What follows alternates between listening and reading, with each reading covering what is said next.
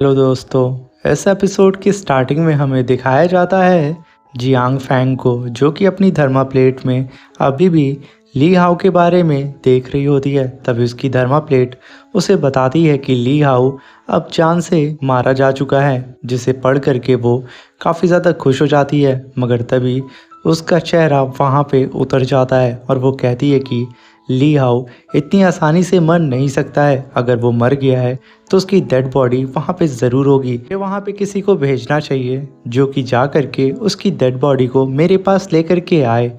तभी scene shift होता और हमें दिखाया जाता है कि जियांग फैंग के दो डिसाइबल एक टेंपल के पास आते हैं। अभी एक डिसाइबल कहता है कि ब्रदर, क्या आपको सच लगता है कि यंग पवेलियन मास्टर मर चुके हैं? तभी दूसरा डिसाइबल कहता है कि अगर पीक मास्टर जियांग फैंग ने ये कहा है तो वो सच ही होगा, क्योंकि उनकी धर्मा प्लेट कभी भी गलत नहीं होती है। क्यों ना हम लोग अंदर जाके ये देख ही लेते हैं। वो लोग उस टेंपल के अंदर आ जाते हैं और चारों तरफ देखने लगते हैं। वहाँ पे कहीं पे भी लड़ाई का या किसी भी चीज़ के गिरने के कोई भी निशान नहीं होते हैं। ना ही उस छोटे टेंपल में कहीं पे भी डेड बॉडी उन लोगों को नज़र आ रही होती है, जिसकी वजह से वो लोग काफ़ी परेशान हो जाते हैं और कहते हैं कि कहीं सच में हम लोग कहीं यहाँ पे फंस तो नहीं गए हैं। तभी वहाँ पे मैंग उस मूर्ति के ऊपर आके बैठ जाती है और कहती है कि दोनों जियांग फैंग के चमचे एक नंबर के घोंचू हैं। इन लोगों को कैसे लगा कि मेरे रहते हुए ली हाउ का कोई कुछ बिगाड़ सकता है। और तभी मैंग एक पत्थर को नीचे रखे हुए एक टेबल के ऊपर फेंकती है, जिसकी वजह से उन डिसेबल का ध्यान वहाँ पे जाता है और वो लोग नीचे बैठ करके एक पपेट को बाहर निकालते हैं। उसे देख करके वो लोग काफ़ी हैरान होते हैं और कहते हैं कि कहीं हम लोग किसी ट्रैप में तो नहीं फंस गए हैं और कहीं हम लोग यहाँ पे मारे ना जाएं।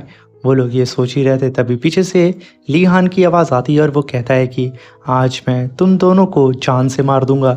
ये सुन करके वो दोनों डर जाते हैं। तभी ली हान काफ़ी तेज़ी से उन लोग के कंधे पे हाथ रखता है, जिसकी वजह से वो लोग चिल्लाने लगते हैं गोस्ट गोस्ट।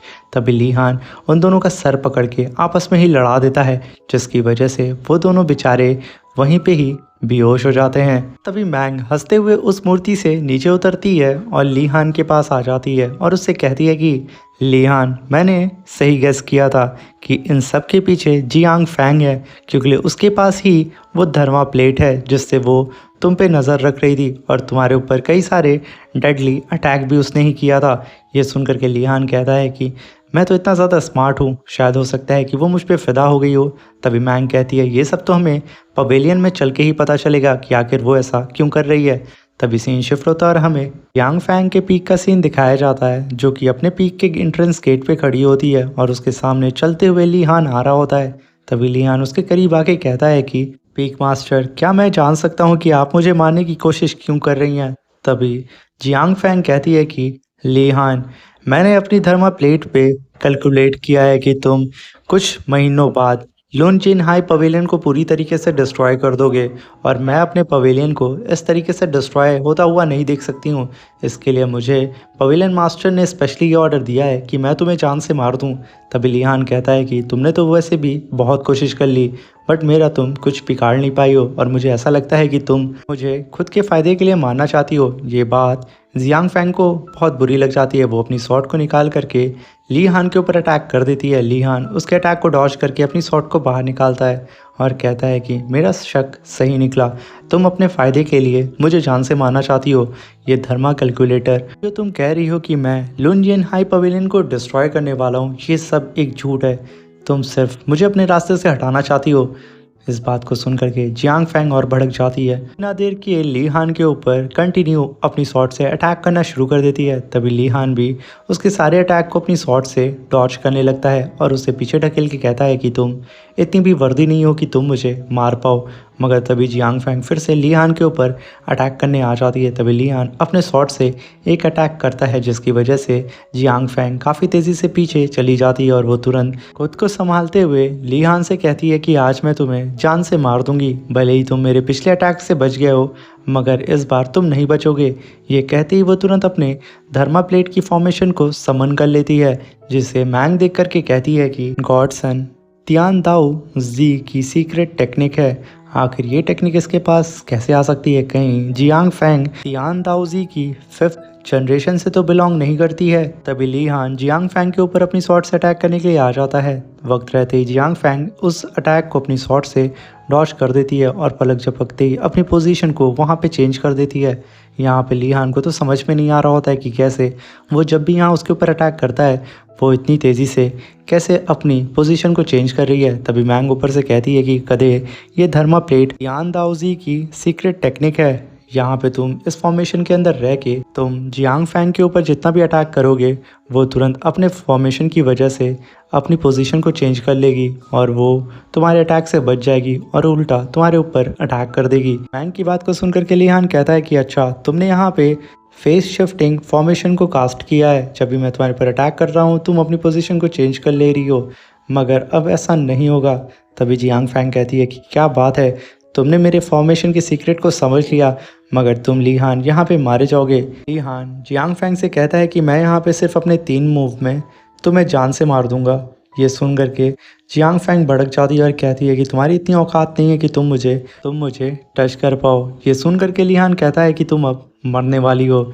ये बात जियांग फैंग को लग जाती है। वो काफ़ी तेज़ी से ली हान के ऊपर अटैक करने के लिए आती है। ली हान तुरंत अपनी शॉट को उसी फॉर्मेशन में गाड़ देता है और वहाँ पे टोर्नेडो स्लो मोशन फॉर्मेशन को समन करता है, जिसकी वजह से जियांग फैंग की स्पीड बहुत स्लो हो जाती है और वो एक ही जगह पे स्टक हो जाती है। तभी ली हान अपनी स्वॉर्ड को वहाँ पे ट्विस्ट करता है, जिसकी वजह से जियांग फैंग काफ़ी तेज़ी से पीछे गिर जाती है और वो जैसे ही पीछे गिरती है ली हान तुरंत अपनी 2 और क्लोन बॉडी को बनाता है और काफ़ी तेज़ी से जियांग फैंग के ऊपर अटैक करने के लिए आ जाता है। ली हान को आता हुआ देख के जियांग फैंग अपने नीचे उसी धर्मा फॉर्मेशन को बना लेती है और अपनी पोजीशन को शिफ्ट करने की कोशिश करती है, मगर वो ऐसा नहीं कर पाती है क्योंकि उससे पहले ही ली हान उसके ऊपर तीनों दिशाओं से अटैक करना शुरू कर देता है। वजह से जियांग फैंग को यहाँ पे संभलने का भी मौका नहीं मिलता है और तभी ली हान काफ़ी खतरनाक अटैक जियांग फैंग के ऊपर कर देता है और वो काफ़ी तेज़ी से पीछे जाती है। तभी ली हान अपनी स्वॉर्ड लेकर के उसके ऊपर अटैक करने आता है। तभी जियांग फैंग अपनी स्वॉर्ड से उसे डॉज करने की कोशिश करती है, मगर ली हान जियांग फैंग के फेस पे कट लगा देता है और उसकी गर्दन पे अपनी स्वॉर्ड को रख देता है, जिसकी वजह से जियांग फैंग ये फाइट हार चुकी थी और वो रोते हुए अपनी स्वॉर्ड को नीचे गिरा देती है और ली हान की ओर देखने लगती है और अपने धर्मा प्लेट फॉर्मेशन को भी डिस्ट्रॉय कर देती है और ली हान से कहती है कि आखिर तुम मुझे मारना क्यों चाहते हो, क्या तुम प्लीज़ मुझे मारने से पहले ये बता सकते हो। ली हान कहता है कि अबे तू पागल हो गई है या तेरा स्क्रू ढीला है, मैं भला तुझे क्यों मारना चाहूँगा, तू मुझे मारना चाहती थी, तूने मेरे ऊपर अटैक किया। तभी जियांग फैंग कहती है कि मैंने अपनी धर्मा प्लेट में ये कैलकुलेट किया था कि तुम मुझे जान से मारना चाहते हो, इसी वजह से मैंने तुम्हारे ऊपर अटैक किया था। ये बात सुन करके ली हान अपनी स्वॉर्ड को नीचे रखता है और कहता है कि ज़रा अपनी धर्मा प्लेट को मुझे दिखाओ। तभी जियांग फैंग उसे अपनी धर्मा प्लेट को दिखाने लगती है। तभी ली हान कहता है कि मैं तुम्हें नहीं मारना चाहता हूँ, तुम किसी गलत फहमी में पड़ गई हो, ये धर्मा प्लेट ज़रूर तुम्हें गलत डायरेक्शन में लेकर के जा रही है। ली हान की बात को सुन करके जियांग फैंग के तो होश उड़ जाते हैं। उसे यहाँ पे कुछ भी समझ में नहीं आ रहा होता है कि आखिर यहाँ पे क्या चल रहा है। तभी मैंग कहती है कि ये दोनों के दोनों एक नंबर के गधे हैं। सीन शिफ्ट होता है और हमें एक गुफा का सीन दिखाया जाता है, जहाँ पे एक ओल्ड मैन जियांग फैंग की ही तरह एक थर्मा प्लेट को लेकर के कैलकुलेट कर रहा होता है और वो कहता है कि अब फाइनली 3 बच चुके हैं, वो ली हान और साथ में जियांग फैंग, वो दोनों ही मारे जा चुके होंगे आपस में लड़ करके। मगर तभी उसे पता चलता है कि ली हान और जियांग फैंग वो दोनों के ही दोनों अभी जिंदा हैं, जिसकी वजह से वो एकदम शॉक में आ जाता है। उसके चेहरे का रंग बिल्कुल उड़ चुका होता है और तभी उसके सामने कोई आ जाता है, जिसको देख करके वो एकदम पागल हो जाता है और डर के मारे कांपने लगता है, जिसकी वजह से उसके हाथ में रखी हुई जो थर्मा प्लेट होती है, जो कि जियांग फैंग की ही क्लोन थर्मा प्लेट होती है, वो डुगरते हुए उस बंदे के पैर के पास चली जाती है और ये बंदा कोई और नहीं पवेलियन मास्टर होता है। उस थर्मा प्लेट को वहाँ से गायब कर देता है और तभी सीन शिफ्ट होता है और हमें दिखाया जाता है जियांग फैंग को। वो अभी भी एकदम परेशान होती है कि आखिर यहाँ पे क्या चल रहा है और वो अपनी थर्मा प्लेट को ही देख रही होती है और ली हान से माफ़ी मांग रही होती है। तभी उस बुढ़े के पास जो थर्मा प्लेट होती है, जो कि जियांग फैंग की ही क्लोन थर्मा प्लेट थी, उसे पवेलियन मास्टर ने वहाँ से गायब करके सीधा जियांग फैंग के पास ही भेज दिया था, क्योंकि पवेलियन मास्टर को पहले ही पता चल चुका था कि जियांग फैंग के पास जो प्लेट है उसके साथ किसी ने छेड़खानी की है और तभी जियांग फैंग अपनी उस थर्मा प्लेट को देख के समझ जाती है, जिसकी वजह से उसकी थर्मा प्लेट हाथ से गिर जाती है और वो कहती है कि इन सब के पीछे मेरे मास्टर का हाथ था। उन्होंने ही इस थर्मा प्लेट के साथ छिड़खानी की थी और इसके साथ वो चाहते थे कि मैं ली हान को जान से मार दूं। आखिर उन्होंने मेरे साथ ऐसा क्यों किया? वो चिल्लाते हुए सीधे अपने मास्टर के पास भागते हुए चली जाती है। उसे पागलों की तरह वहाँ से भागता हुआ देख करके ली हान मैंग से कहता है कि हमें अब इसके साथ अंदर जा कर के देखना चाहिए कि आखिर इसका मास्टर कौन है और वो भला मुझे क्यों जान से मारना चाहता था। उसकी बात सुन करके मैंग भी कहती है तो चलो। तभी वो दोनों भी काफ़ी तेज़ी से भागते हुए जियांग फैंग के पीछे जाने लगते हैं और यहीं पे हमारा ये एपिसोड ख़त्म हो जाता है।